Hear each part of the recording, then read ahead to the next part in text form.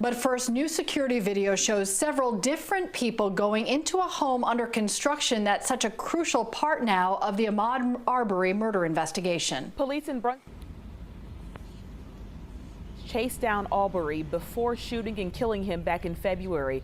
They told police they thought he'd burglarized the home. Today, the homeowner offering a very different reason for why anyone may have been inside. Joe Hankey explains. In the weeks and months before Ahmaud Arbery was shot and killed in Brunswick, security cameras caught several people going into this home under construction in the same neighborhood. The owner shared this video today of a man in the home in December. It's not clear if this could be Arbery, but the owner believes the same man entered the home on February 11th. A Glynn County police report details officers arriving but not finding anyone trespassing. The homeowner's attorney in a statement writes, "It now appears this young man may have been coming onto the property for water. Although these water sources do not appear within any of the camera's frames, the young man moves to and from their locations. On December 17th, what sounds like water can be heard. He walks out of the house, eases into a jog, and disappears from view."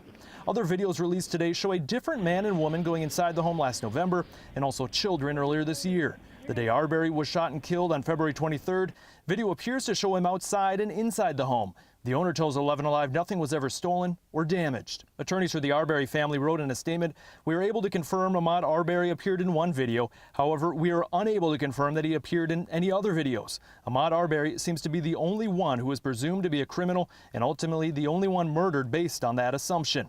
This cell phone video shows Arbery and then Gregory and Travis McMichael in a confrontation near the home on February 23rd, where Arbery would be killed, with a police report noting the McMichaels thought Arbery was a burglary suspect.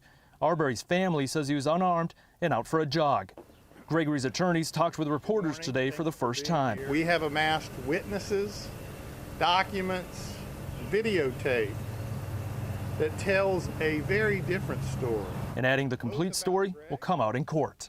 Joe, Gregory McMichael's attorney said that there is more evidence that they are gathering and looking into. Did he give any details about what that evidence is? Well, Cheryl, a moment ago there we played the video of the confrontation between Arbery and the McMichaels from February. Today, Gregory McMichael's attorneys said there's actually more than one video of the incident, and the video we have seen so far might not be the only important